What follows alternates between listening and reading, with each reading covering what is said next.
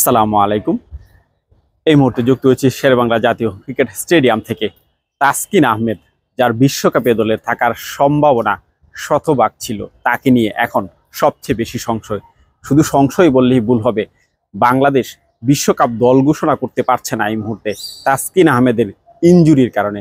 যে তাসকিন আহমেদ 15 সদস্য দলের মধ্যে তো থাকবেনই, একাদশেও থাকবেন নিশ্চিতভাবে বলা যাচ্ছিল, সবাই আমরাও আলোচনা করছিলাম। সেই তাসকিন আহমেদ শেষ মুহূর্তের ইনজুরিতে গতকালকে খেলতে পারেননি এবং তার যে স্ক্যানিং রিপোর্টটা করা হয়েছে সেই স্ক্যানিং রিপোর্টটা অলরেডি বিসিবির হাতে চলে এসেছে। গতকালকে ম্যাচ শেষ হওয়ার পরে বাংলাদেশ দলের একাদশ বিশ্বকাপের যে স্কোয়াড থাকবে সেই স্কোয়াডটা ঘোষণা হয়ে যাওয়ার কথা ছিল। আসলে অনেকেই ধরে নিয়েছিল গতকালকে যেহেতু হয়নি, আজকে নিশ্চিতভাবে আসলে হয়ে যাবে, কিন্তু সেটা আজকেও হয়নি। বিসিবি কিছুক্ষণ আগেই আমাদেরকে জানিয়েছে আগামীকালকে 12:30 নাগাদ বিসিবি আনুষ্ঠানিকভাবে বিশ্বকাপের স্কোয়াড ঘোষণা করবে। অর্থাৎ 15 তারিখে রাতে যখন বাংলাদেশ ফ্লাই করবে তার একদিন বা দুদিন আগেও বাংলাদেশ বিশ্বকাপের একাদশ নিয়ে ভুগছে। কে যাবেন বেস্ট 11-এ? তাসকিন আহমেদ যদি ইনজুরি যদি গুরুতর হয়, ইনজুরি যদি 3 বা 4 সপ্তাহ যদি লেন্দি হয় বা এমন যদি হয় যে বিশ্বকাপ মিস করবেন, তাহলে কে যাচ্ছেন দলে? বা 2 সপ্তাহ 3 সপ্তাহ যদি মিস করেন, সেক্ষেত্রে কে যাচ্ছেন? তাসকিন আহমেদ, তানজিম হাসান, সাকিব, যারা দুর্দান্ত করছেন, আসলে দুজনেই যাবেন নাকি একজন যাবেন?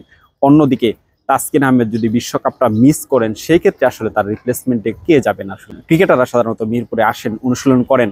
আমরা হাসান মাহমুদকে, যিনি এই মুহূর্তে লাইমলাইটের বাইরে ছিলেন, ডিপিএল শেষে নিজে নিজে প্রস্তুতি নিচ্ছিলেন, তাকে কিন্তু মাঠে আসতে আমরা লক্ষ্য করেছি। আসলে একজন ক্রিকেটার মাঠে আসতেই পারেন, জিমে আসতেই পারেন, সে প্রিপারেশন নিতে পারেন, কিন্তু তাসকিন আহমেদের ইনজুরিতে যে রিপ্লেসটা হবে বা রিপ্লেসমেন্টের সবচেয়ে এগিয়ে যে থাকবেন, তার নামটা নিশ্চয়ই হাসান মাহমুদ।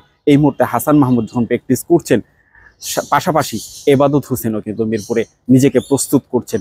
গণমাধ্যম কর্মী থেকে শুরু করে সবার আসলে আগ্রহের জায়গা তাসকিন আহমেদ। তাসকিন আহমেদকে নিয়ে মধুর সমস্যায় পড়েছে টিম ম্যানেজমেন্ট এই মুহূর্তে আসলে কাকে রেখে কাকে দল নিবে বা কাকে বেস্ট 11-এ খেলানো হবে, এটা নিয়ে যে সংশয়টা তৈরি হয়েছে, সেই সংশয়টা প্রত্যেকটা বিশ্বকাপের আগে আমরা সাধারণত দেখে থাকি। বাংলাদেশের জন্য একটা দুঃসংবাদ বয়ানের ওয়ানডে বিশ্বকাপের আগে আমরা দেখেছি এবাদত হোসেনকে মিস করেছে বাংলাদেশ। এবারও কি তাসকিন আহমেদকে টি-20 বিশ্বকাপে মিস করবেন কিনা, সেটা একটা বড় প্রশ্ন। তাসকিন আহমেদ কিন্তু লাস্ট ম্যাচ জিম্বাবুয়ের সাথে যে সিরিজটা হয়েছে 5 ম্যাচ টি-20 সিরিজ, সেই টি-20 সিরিজের লাস্ট ম্যাচ কিন্তু তাসকিন আহমেদ না খেলেও ম্যান অফ দ্য সিরিজ কিন্তু তিনি হয়েছেন। অর্থাৎ দুর্দান্ত পারফর্ম তিনি করে যাচ্ছেন। এই মুহূর্তে যদি বাংলাদেশ তাসকিন আহমেদকে মিস করে, সেটা অনেক বড় মাসুল কিন্তু বাংলাদেশকে দিতে হবে। ইতিমধ্যে বাংলাদেশ যে স্কোয়াডটা ঘোষণা করবে, যে স্কোয়াডটা নিয়ে আসলে ভাবনা চলছে, সেই স্কোয়াডে নিশ্চিতভাবে তাসকিন আহমেদ ছিলেন। তাসকিন আহমেদকে কেন্দ্র করে তাসকিন আহমেদ, মুস্তাফিজুর রহমান এবং শরীফুল ইসলামরা যারা মূল অস্ত্র হতেন বাংলাদেশ দলের বোলিং অ্যাটাকে।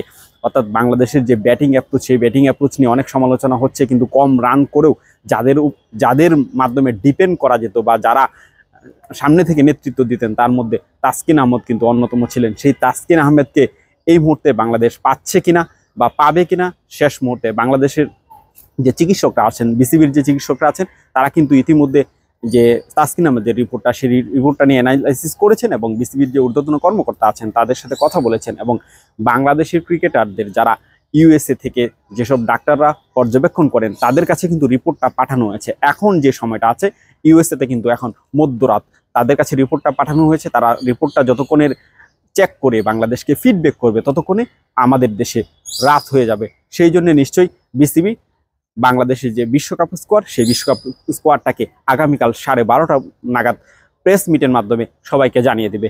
এই ছিল মিরপুর জাতীয় ক্রিকেট স্টেডিয়াম থেকে সর্বশেষ update. Tufail Ahmed, daily post 71।